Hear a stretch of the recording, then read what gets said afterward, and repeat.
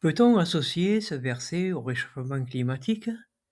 Peut-être, mais il faut voir le résultat, les conséquences, et s'attacher à ces conséquences. Révélation chapitre 16 et le verset 8, le quatrième a versé son bol sur le soleil, et on a donné au soleil le pouvoir de brûler les humains par la chaleur. Et les humains ont été brûlés par cette grande chaleur, mais ils ont blasphémé le nom de Dieu, qui a pouvoir sur ces fléaux. Et ils ne se sont pas repentis et ne lui ont pas rendu gloire. Il est bien dit qu'ils ne se sont pas repentis. C'est pour cette raison que le soleil les brûle. Et au lieu de supplier Dieu, ils font le contraire. Ils auraient pu se repentir, ce qui nous montre que c'est possible. Mais on ne voit rien dans ce sens. Néanmoins, la chaleur nous indique que nous sommes à la fin des temps, car la chaleur et les autres fléaux sont aujourd'hui en action. Et ces versets rajoutent aux signes que la Bible nous donne pour notre période de temps. Nous savons que la grande chaleur n'est pas productive pour les récoltes, ce qui va entraîner une inflation sur les produits alimentaires. La famine vient quand il n'y a pas assez à manger pour tout le monde. Et c'est ce qui nous est dit. Révélation chapitre 6 et le verset 5, quand l'agneau a ouvert le troisième sceau, j'ai entendu la troisième créature vivante dire « Viens ». Et j'ai vu et regardé un cheval noir, et son cavalier avait une balance à la main. J'ai entendu comme une voix au milieu des 4 créatures vivantes dire « 1 litre de blé pour un denier et 3 litres d'orge pour un denier.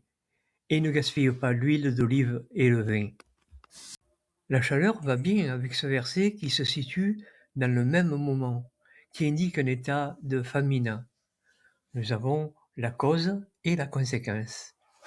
Et si nous regardons l'actualité, nous avons en plus la guerre qui est mentionnée aussi dans cette période, dans les prophéties pour notre époque. Cela nous rappelle ce qui s'est passé à Jérusalem dans l'époque de 66 à 70, au temps où les Romains ont encerclé la ville avec des pieux. La famine faisait rage et ils en sont venus à manger leurs enfants.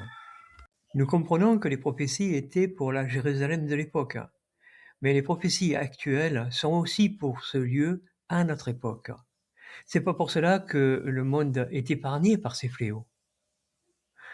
Savoir à l'avance ce qui va se passer permet de faire face plus facilement. Zacharie chapitre 13 verset 8, oui, dans tout le pays, déclare Dieu, 2/3 des habitants seront enlevés de là et mourront, et le 3e tiers sera laissé là. Nous voyons que ce ne sont pas des choses à négliger. Révélation chapitre 6 et le verset 5 montre que c'est avant la venue de Jésus que les choses se passent. Donc il n'y aura pas de favorisés puisque Jésus ne sera pas encore là. Il n'y aura pas de protection.